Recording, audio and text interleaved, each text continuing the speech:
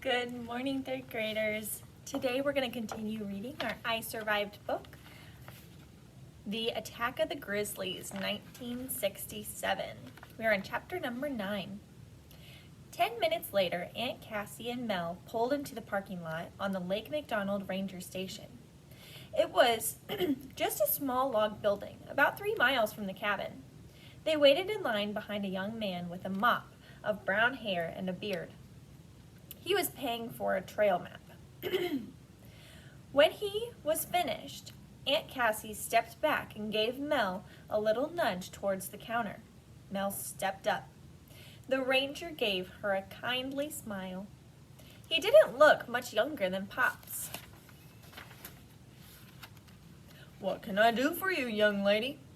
Mel felt nervous, like when the teacher called on her, but she took a deep breath and looked at the man in the eye.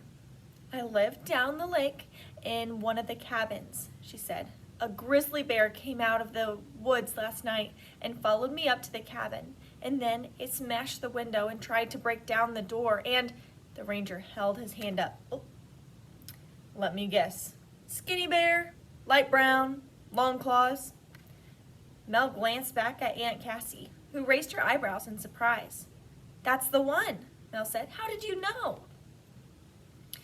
"We call that bear Old Slim," the ranger said. "People have been complaining about him all summer. A real troublemaker. Been raiding campgrounds, making a mess of people's garbage cans, stealing people's food. Harmless, though."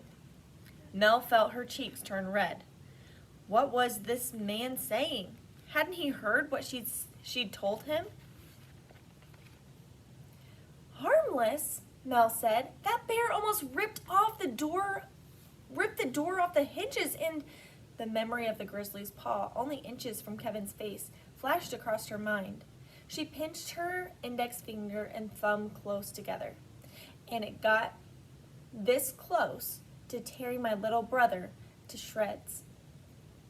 Aunt Cassie put a hand on Mel's shoulder. Mel realized she was on her tippy toes, leaning over the counter. She let out a breath and took a step back. She didn't want to be rude, but she needed the ranger to understand. The ranger nodded. "That Old Slim's a real rascal. A few days ago, he chased a couple of boys at the Trout Lake campground, wrecked their tent, bit right through some cans of chili, ate a whole pack of wieners in one bite." The ranger chuckled. "Excuse me," Aunt Cassie said, stepping closer to the counter herself. "I'm not sure that's funny about this grizzly. I'm not sure what's funny about this grizzly." Mel heard something over her shoulder and noticed that the young man was lurking. In the middle, they have a picture of a bunch of different animals that you might see in Glacier. Maybe you've seen some of these before. We do not have most of these animals. We might see bald eagles, maybe, let's see, probably bald eagles is what we see the most. Every now and then people see mountain lions here.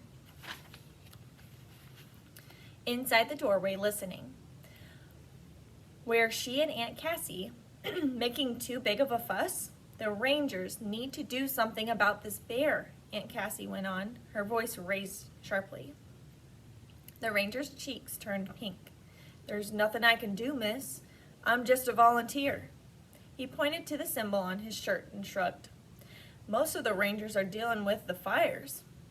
He patted Mel's hand. "I'm sorry you were scared, kiddo, but I wouldn't worry about the grizzly." Mel's temper flared up again, because she was pretty sure she should be worried. "Can you at least tell us why it was acting like that?" Mel asked. "Do you think it has something, do you think it could have done something?" "I wasn't there," the ranger said. "But from the other stories, it sounds like this bear is just a little off. Like I said, I wouldn't worry about it." Then he stepped back up from the counter. He was done with his conversation. Mel was fuming as they walked back to the parking lot. They were almost at the car when a voice called out, "Wait!" It was the young man with the beard. He hurried over. "You're right about that grizzly," he said to Mel, catching his breath. "It's dangerous, very dangerous." Aunt Cassie and Mel waited to hear more. "And it's not just that one bear. There's a big problem here in Glacier. If something isn't done soon, someone's going to get killed."